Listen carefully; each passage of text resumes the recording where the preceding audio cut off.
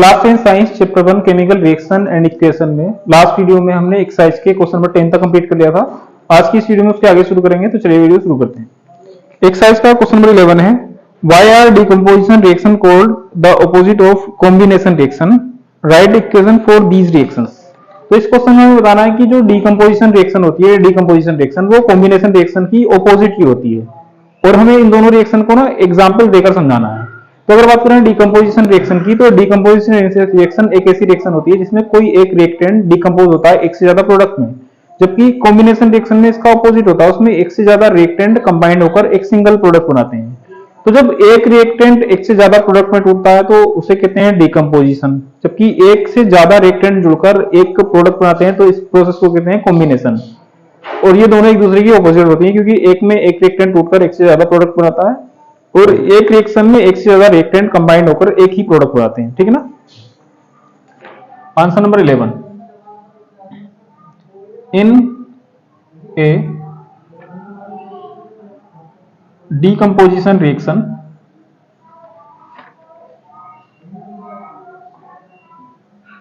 a single reactant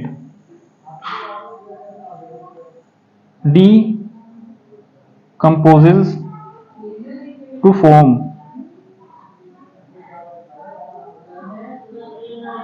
more than one product, while in a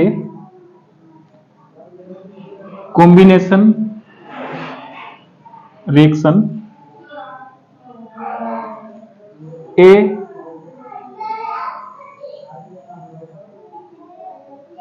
more than one reactant combine to form a single product।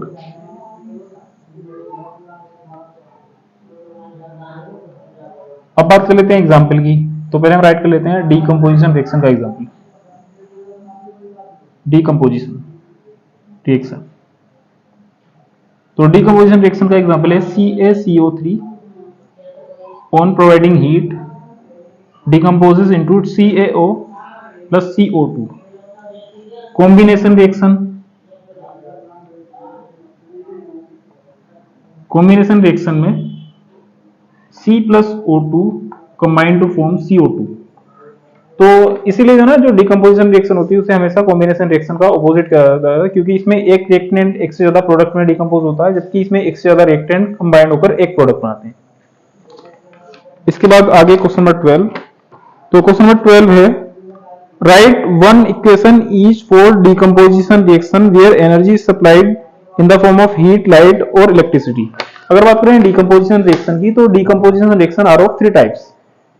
पहली होती है thermal decomposition reaction, दूसरी होती है photo decomposition reaction, और third होती है इलेक्ट्रिकल डिकम्पोजिशन रिएक्शन। तो इस क्वेश्चन में लिखा है कि हमें जो ना तीनों रिएक्शंस के एक एक एग्जांपल देने हैं जिसमें हीट सप्लाई हो रही है इन the form of, energy supply हो रही है इन the form of heat, light और इलेक्ट्रिसिटी। ठीक है ना।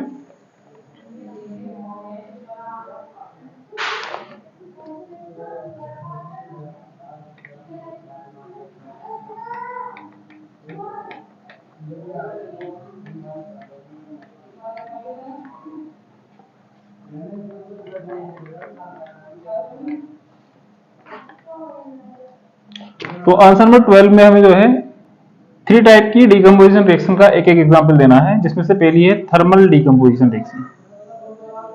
थर्मल, तो थर्मल डिकम्पोजिशन रिएक्शन का एग्जांपल होगा CaCO3 on heating gives CaO plus CO2। ये एक थर्मल डिकम्पोजिशन रिएक्शन का एग्जांपल है। Next photo decomposition reaction.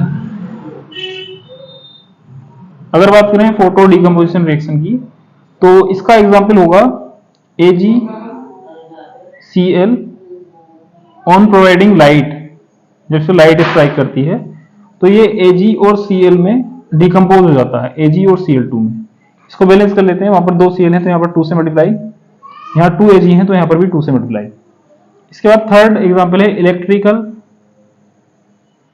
Decomposition reaction. तो इलेक्ट्रिकल डीकंपोजिशन रिएक्शन का एग्जाम्पल होगा Al2O3 को जब इलेक्ट्रिसिटी प्रोवाइड करते हैं तो इसको इलेक्ट्रिसिटी प्रोवाइड करने पर ये ब्रेक हो जाता है एल्यूमिनियम में और ऑक्सीजन में। बैलेंस कर लेते हैं, 3 ऑक्सीजन 2 ऑक्सीजन, तो 2 और 3 का कॉम्बिनेशन है तो यहाँ पर 3 से मल्टीप्लाई करेंगे और यहाँ पर 2 से मल्टीप्लाई करेंगे। 2 2 4 एल्यूमिनियम, तो यहाँ पर भी हम 4 से मल्टीप्लाई करेंगे। ठीक है, तो ये तीनों डीकंपोजिशन रिएक्शन के एग्जाम्पल है। इनमें से एक में एनर्जी सप्लाई हो रही है इन द फॉर्म ऑफ हीट, इसमें एनर्जी सप्लाई हो रही है इन द फॉर्म ऑफ लाइट, और यहाँ पर इलेक्ट्रिसिटी की फॉर्म में एनर्जी सप्लाई हो रही है। ठीक है, आगे क्वेश्चन नंबर 13 है, what is the difference between displacement and double displacement reaction, right equation for these reactions. हमें इसमें जो है इस क्वेश्चन में डिस्प्लेसमेंट और डबल डिस्प्लेसमेंट रिएक्शन में डिफरेंस बताना है। तो डिस्प्लेसमेंट और डबल डिस्प्लेसमेंट रिएक्शन की अगर कंपेयर करते हैं तो डिस्प्लेसमेंट में जो है ना, कोई एक रिएक्टेंट किसी दूसरे रिएक्टेंट के कुछ पार्ट को डिस्प्लेस करके उसका प्लेस ऑक्युपाई कर लेता है। मतलब हम ये कह सकते हैं कि इसमें कोई एक रिएक्टेंट किसी दूसरे रिएक्टेंट के कुछ पार्ट को डिस्प्लेस कर देता है। जबकि डबल डिस्प्लेसमेंट में क्या होता है, डबल डिस्प्लेसमेंट में दो कंपाउंड्स के आयंस के बीच एक्सचेंज होता है, या हम ये कह सकते हैं कि उसमें 2 टाइम डिस्प्लेसमेंट होता है। ठीक है, तो इस तरह से ना जो डिस्प्लेसमेंट रिएक्शन होती है वो हमेशा डबल डिस्प्लेसमेंट रिएक्शन की ऑपोजिट होती है, और ये इन दोनों में डिफरेंस है।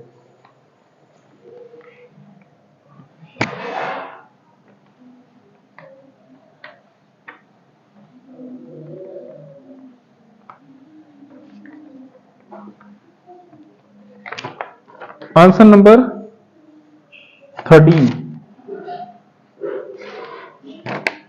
in a displacement reaction, in a displacement reaction a reactant displace the metal from its solution, while in a double displacement reaction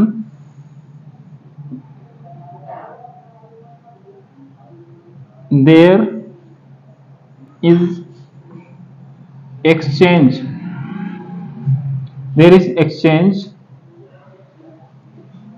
of ions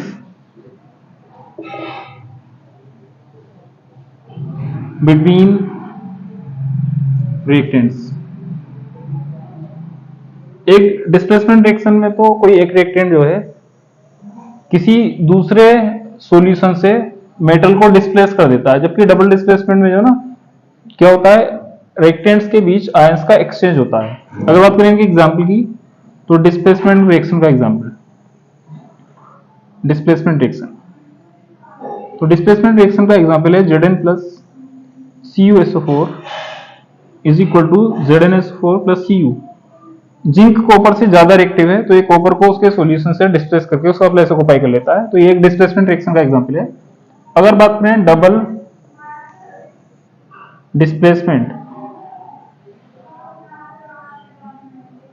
reaction के एग्जांपल की, तो डबल डिस्प्लेसमेंट रिएक्शन में क्या होता है, आयंस का exchange होता है किन्हीं दो चीजों के बीच। तो जैसे कि BaCl2 plus Na2SO4 is equal to BaSO4 plus 2NaCl। तो यहाँ पर Ba के साथ Cl था, जबकि यहाँ पर Ba के साथ SO4 है, जबकि यहाँ पर Na के साथ SO4 था और यहाँ पर Na के साथ Cl है। तो यहाँ पर ना इन रिएक्टेंट में आयंस का एक्सचेंज हो रहा है, तो ये एक डबल डिस्प्लेसमेंट रिएक्शन है। तो इन दोनों में ना डिफरेंस होता है, इसमें 1 टाइम डिस्प्लेसमेंट होता है जबकि इसमें 2 टाइम डिस्प्लेसमेंट होता है। इसके बाद आगे क्वेश्चन नंबर 14 है, in the refining of silver the recovery of silver from silver nitrate solution involve displacement reaction by copper metal. मतलब जब सिल्वर को जो है रिफाइन किया जाता है सिल्वर नाइट्रेट सॉल्यूशन से, तो उसको जो ना कॉपर मेटल के साथ ट्रीट किया जाता है। तो क्वेश्चन में आगे लिखा है, write down the reaction involve. तो इस प्रोसेस में जो रिएक्शन इन्वॉल्व होगी उसे राइट करना है। आंसर नंबर 14, तो क्या होता है, जब कॉपर मेटल से सिल्वर नाइट्रेट AgNO3 की रिएक्शन कराई जाती है। ये कॉपर मेटल है, ये है AgNO3। तो कॉपर जो है ना Ag को इससे डिस्प्लेस कर देता है और उसका प्लेस ऑक्युपाई कर लेता है CaNO3 का होल ट्वाइस। ठीक है, तो Cu जो है जब AgNO3 से रिएक्शन करता है तो CuNO3 बनाता है और Ag अलग हो जाता है। तो Ag क्या है? सिल्वर। तो इस रिएक्शन से ना हमें सिल्वर मिल जाता है। तो जब सिल्वर नाइट्रेट से सिल्वर की रिफाइनिंग की जाती है तो उसकी रिएक्शन कॉपर से करा देते हैं, जिससे कि कॉपर जो है Ag को डिस्प्लेस करके उसका प्लेस ऑक्युपाई करता है। इस रिएक्शन को बैलेंस कर लेते हैं। यहाँ पर 2NO3 है तो यहाँ पर हम 2 से मल्टीप्लाई करेंगे और यहाँ पर भी हम 2 से मल्टीप्लाई कर देंगे। ठीक है, नेक्स्ट। इसके बाद आगे क्वेश्चन नंबर 15 है, what do you mean by A precipitation reaction, explain by giving examples. तो हमें इस क्वेश्चन में बताना है प्रेसिपिटेशन रिएक्शन क्या होती है और उसके एग्जांपल देने हैं। तो ये क्वेश्चन हम जो है ना चैप्टर के बीच में कर चुके हैं, इसे आप वहां से देख सकते हो। इसके बाद आगे क्वेश्चन नंबर 16 क्वेश्चन है, explain the following terms in gain और loss of oxygen with 2 example each. तो इन टर्म्स को एक्सप्लेन करना है ऑक्सीजन के गेन और लॉस के एग्जांपल देकर, जिसमें पहला ऑप्शन है ऑक्सीडेशन और दूसरा ऑप्शन है reduction.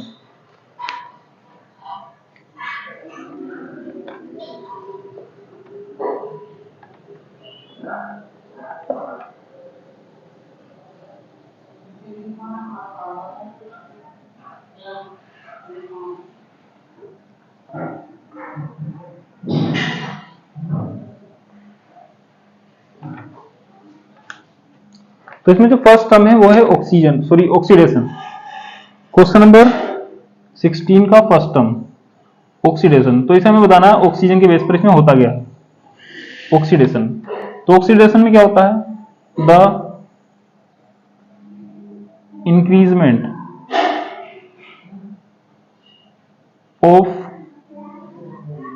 Oxygen in a substance is called oxidation।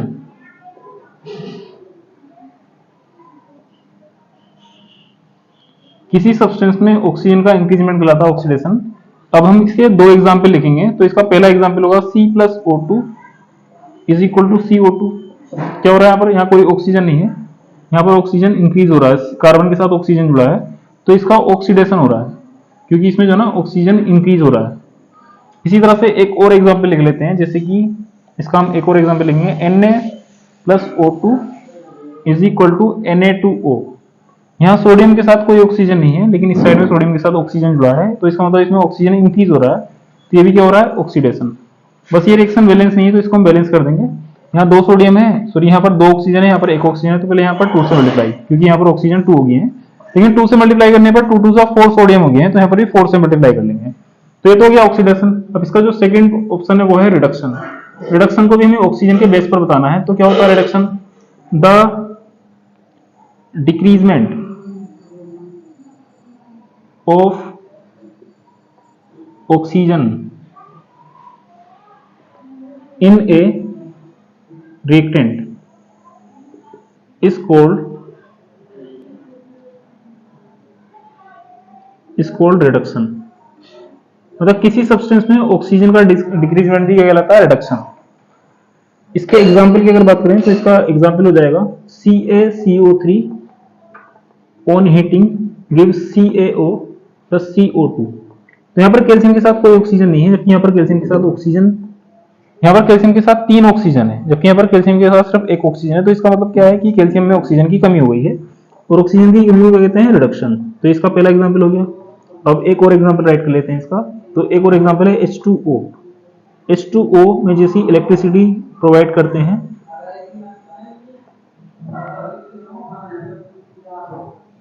तो ये जो है डिकम्पोज हो जाता है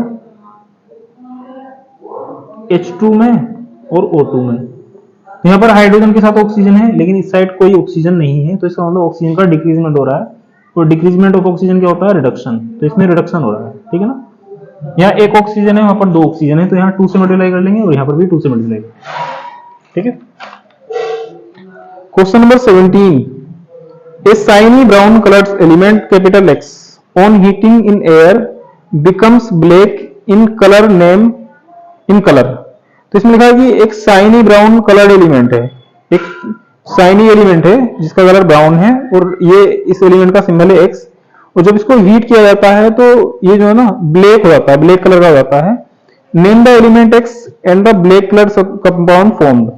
तो हमें जो है ना पहले तो बताना है कि जो एक्स एलिमेंट है ये है क्या, और जब ये जो है एयर में ब्लैक हो रहा है तो ब्लैक होने वाले कंपाउंड का नेम क्या है। ठीक है,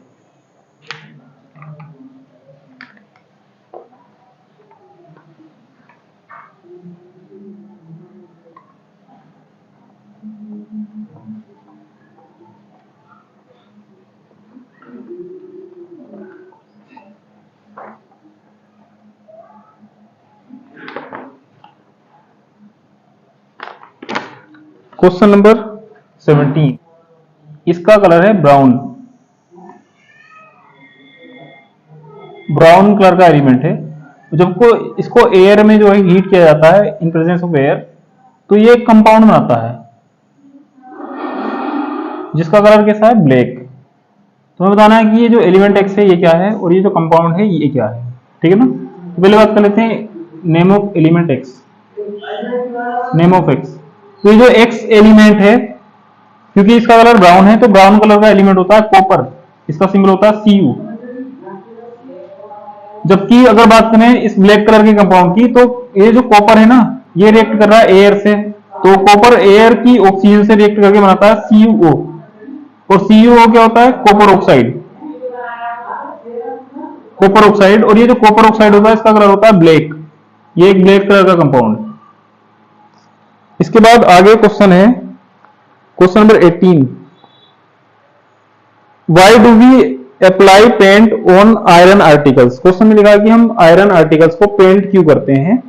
तो आयरन आर्टिकल्स जो लोहे की चीज होती है उनको हम पेंट करते हैं जिससे कि उनको जंग से बचाया जा सके, फॉर प्रिवेंटिंग बाय कोरोजन।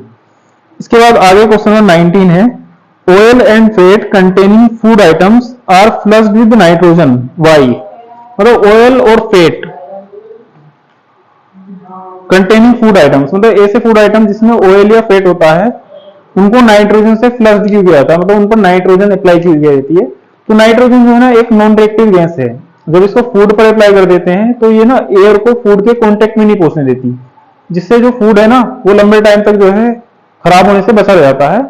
और जब फूड खराब हो जाता है तो इस प्रोसेस को कहते हैं रेंसिडिटी, मतलब नाइट्रोजन को फ्लश्ड करने से ना फूड की रेंसिडिटी नहीं हो पाती। Answer number 19, while applying nitrogen on food items containing oil and fat, they don't get rancid. मतलब जब हम इन फूड आइटम्स पर नाइट्रोजन अप्लाई करते हैं तो ये खराब होने से बच जाते हैं। इसके बाद आगे अगला क्वेश्चन है question number 20, explain the following term with one example each. In terms को एग्जांपल के साथ एक्सप्लेन करना है, जैसे पहला है कोरोजन और दूसरा है डेंसिटी। तो ये जो दोनों टॉपिक हैं ये हम चैप्टर के बीच में डिस्कस कर चुके हैं, इन्हें आप वहां से देख सकते हो। तो आज की इस वीडियो में बस इतना ही। अगर इस वीडियो में आपको कहीं भी कोई कंफ्यूजन रहा हो तो कमेंट बॉक्स में कमेंट कर सकते हैं। Thank you.